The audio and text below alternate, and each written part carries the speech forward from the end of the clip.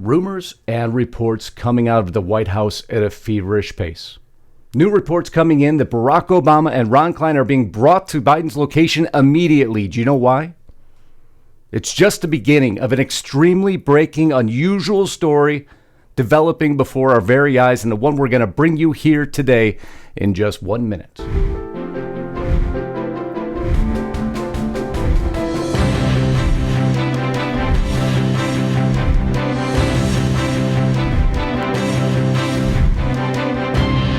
Huge favor, my friends. Before we get started, make sure you're subscribed to Lisa's channel. If you think you are, double check. If you're new here, we want to have you part of the family. If you'll take just a second, Lisa will also put a link to my channel above. You never know where we're going to appear. It just depends on the content and the day. But one place you can always find us. And if you watch what the Supreme Court just ruled against freedom of speech, allowing things to be taken down that the government disagrees with, then you know why we created Restricted Republic, the one bastion of free speech, because we have no sponsors. We're beholden to no one but our audience, and that was by our design. No commercials, no interruptions, cold, hard-hitting facts. That's how it's meant to be. Right now, to enjoy RestrictedRepublic.com, our news site, Lisa Haven and me created it for you. Use discount code Trump47. It will get you $2.99 a month, not for 1 year, not for 2, but for 3. That's our commitment to you. We'll continue to bring you the news that matters, beholden to no one, in the format you deserve. RestrictedRepublic.com. Get there today. But now, let's get back with this story. So let's not forget Barack Obama, Ron Klain, meeting with Joe Biden. Urgency is up. Understandably so. As we have covered for you, the Democratic Party faces a huge crisis now. In the aftermath of Joe Biden's horrendous and barely lucid debate performance against Donald J. Trump, it raised serious doubts, would be an understatement, about his ability not only to run for another 4 years, but his ability right now. It changed the landscape of everything. I guess so much for the false specter of deep or cheap fakes. Boy, they dropped that storyline quickly, didn't they? So following the debate, internal concerns have arisen. Of course they have.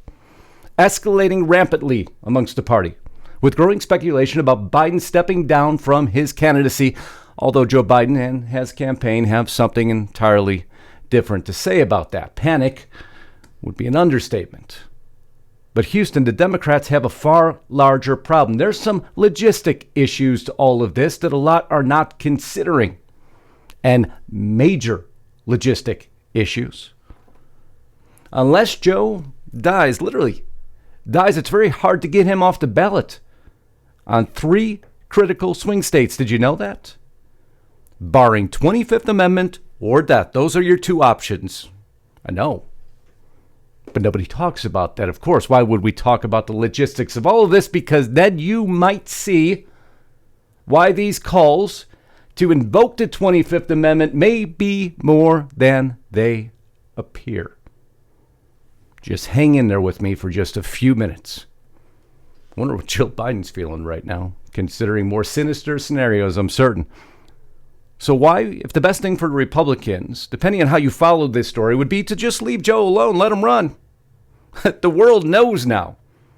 You're all but guaranteed victory, but no, that's not what they're doing, is it? Now, some could argue that they're concerned about the actual nature of this country and safety of this country. Well, why now, I ask you? What took you so long to be concerned? Suddenly, now you want to change? Come on. Can't believe people buy into this stuff.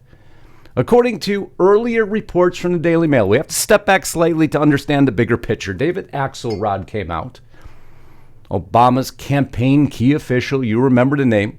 He'd revealed that Biden's team strategically scheduled one of the earliest presidential debates ever. This was to put all fears aside, but it could come with the downside, and it did come with the downside. We watched the downside. There was no reassurance of voters. No, it caused chaos and anarchy. No other way to put it. Sources close to Daily Mail at the time suggested if Biden fails in a debate or his poll numbers continue to decline, influential figures like Barack Obama, and here we go, who's showing up at the White House. Bill Clinton, Nancy Pelosi, Chuck Schumer could collectively press him to withdraw. Good luck. Not if Joe Biden's standing in the way. Well, this is exactly now what has happened, however. The Democrats have a disaster. A beautiful symphony of silent speculation and sheer panic. However, another potential complication arises if Biden refuses to step aside. And Joe Biden has been pleading with everyone in the inner circle to not have him step down. But Kayleigh McEnany, you remember the White House press secretary at one time, cited insider information not only about tensions over Jill Biden's insistence to Joe Biden, Freudian slip, probably appropriate, seek re-election, her pleading and demanding that the inner circle does not change course, but there's another issue.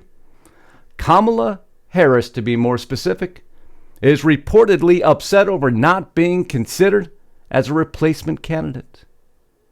But they're calling for Kamala to invoke the 25th Amendment. And if she did, who would become president? Screaming to all that will listen because she thinks she's going to be passed over. Not sure how she hasn't connected the dots, but that's a story for another day. Because other names like Gretchen Whitmer, Gavin Newsom continue to be floated around. But there's more to the story yet. Just hold on. And now we have this development. In Fox News segment, former White House press secretary Kayleigh McEnany dropped the bombshell. She quoted a post, this post, from DougCast that says, what I am hearing regarding Joe Biden. Ron Klain and Barack Obama are having a sit-down with the president today. Joe Biden is insistent that Joe runs. Kamala is furious that she's not being considered as a replacement. Whitmer and Newsom are. Interestingly, my neighbor in East Hampton is hosting the Bidens tomorrow. It will be an important tell if the fundraiser is canceled. All the king's men are coming home now, aren't they? This is a major, major development. As you can imagine, we will be watching to see what happens with that fundraiser. We'll let you know. But now the mother lode of all issues drops. One thing that throws everything into complete disarray no matter what scenario may unfold. According to this article, how conservatives could make it very hard for Democrats to replace Biden on the 2024 ballot if he has a disastrous debate or steps aside.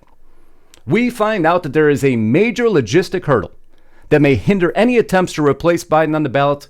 The Heritage Foundation wrote this in the oversight project you see there, identifying procedural challenges in states like Georgia, Nevada, and Wisconsin, where withdrawing a president's candidacy is complicated and could lead to legal disputes. More specifically, the Heritage Oversight Project, as reported by Daily Mail, has highlighted significant challenges in removing Joe Biden from the ballot. Legal complexities vary by state, complicating any attempt to substitute him before Election Day. In states like Wisconsin, withdrawal from the ballot is only permitted in cases of death, posing a substantial barrier, to be an understatement, to Biden's removal. I wonder if they're considering this. Nevada allows changes until a strict deadline in June. And Georgia mandates that if Biden withdraws less than 60 days before the election, his name remains on the ballot, but the votes are disregarded. Imagine the complications surrounding that, these hurdles. Emphasizing potential pre-election litigation in swing states, it outlines state-specific withdrawal procedures and timelines, cautioning against procedural errors that could invalidate efforts to replace Biden. Houston, the Democrats have a problem. Moreover, the memo anticipates complications post-election if Biden remains on the ballot despite withdrawal attempts, further complicating the entire electoral landscape. But now I want you to piece all this together now. The Democratic Party navigating a precarious path as it grapples with the possibility of Biden stepping down and the complex legal and political ramifications that would follow. If I were Joe Biden, I'd keep my head on a swivel. You don't know which direction your own party may choose to attack from. But it isn't only her own party that's the issue now, is it? As we close, concerned about these swing states, we have the other side, if you believe there's two sides. And Chip Roy's done some great things. They've all done some good things, a few of them. But it doesn't change what I'm about to tell you. I want you to ask yourself one very important question. If someone non-Washington like myself can work through all of this, you must assume there's a couple folks on the inside that know the same thing. Of course, maybe not.